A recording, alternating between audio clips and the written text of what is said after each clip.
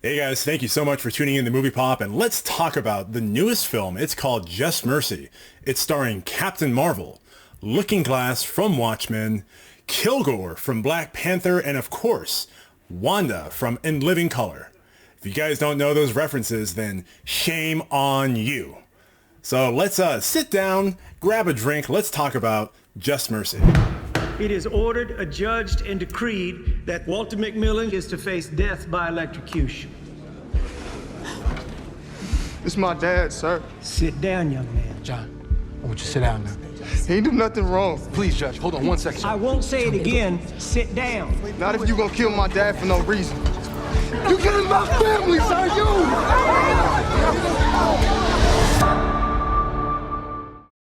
Just Mercy dramatizes a real-life injustice with solid performances, a steady directorial hand, and enough urgency to overcome a certain degree of earnest advocacy. Okay guys, so that's the critic consensus for Just Mercy. It's currently holding on Rotten Tomatoes an 83% from critics, followed by a 99% from audiences. Who the hell is that 1% that did not like this? I'm guessing they might be from Alabama.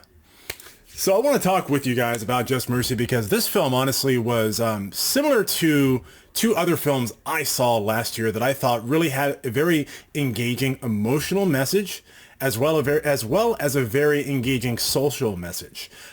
Compared to Dark Waters with Mark Ruffalo and A Beautiful Day in the Neighborhood with Tom Hanks. This film was informative. It's enraging. It's heart-wrenching. It will pull and tug on all of your heartstrings. There were so many moments during this film because of the content, subject matter at hand.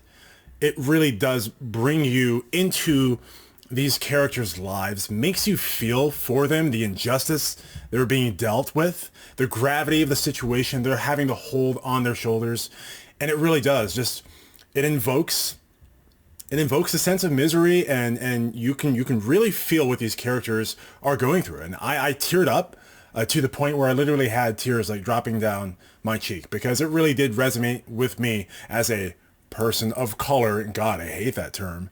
But as a half black man, or an Oreo, or Creole, as you guys might call it, and maybe your grandpappy might have called me a mulatto. Whatever you want to call me, milk chocolate, mocha chocolate, whatever it is. This is just a human message, first and foremost. If you're a decent human being, the message of this film will resonate with you. So hats off to them for having such a powerhouse performance in this movie, with also a very socially constructive message. The acting, of course, is brilliant.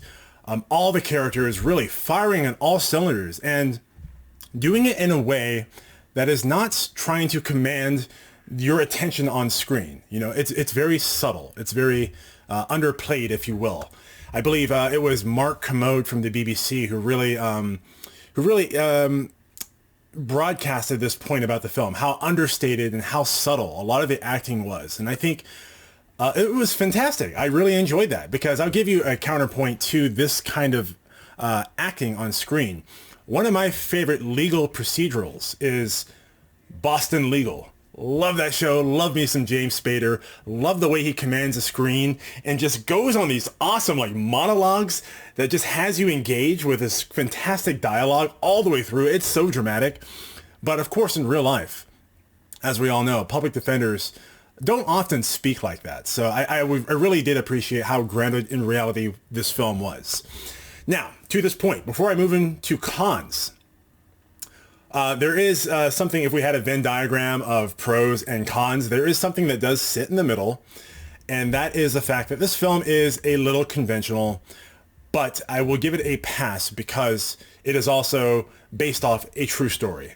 And this true story outlines someone who is wrongly accused for committing a murder, put onto death row before he has a trial, and basically gives up on depending on the law to come to his rescue until Michael B. Jordan comes to the forefront to save him, essentially. So can't knock a true story, even if it is conventional.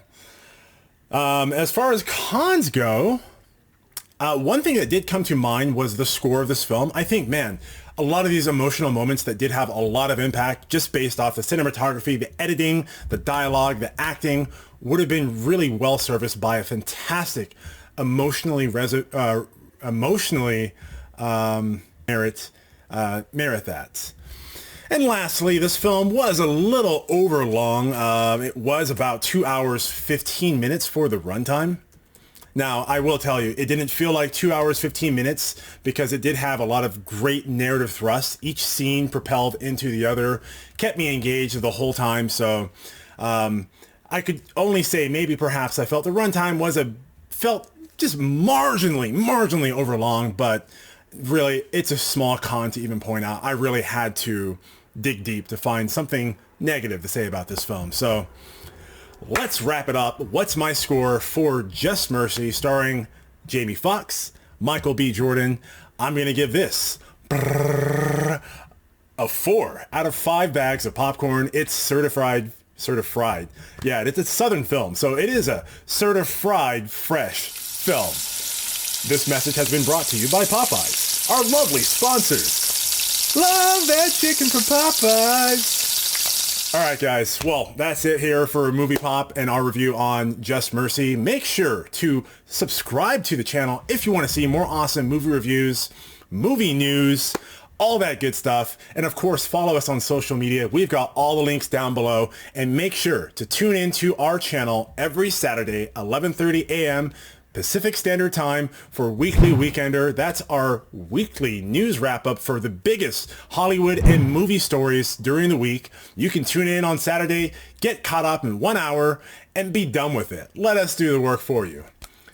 So, with that being said, guys, thank you so much.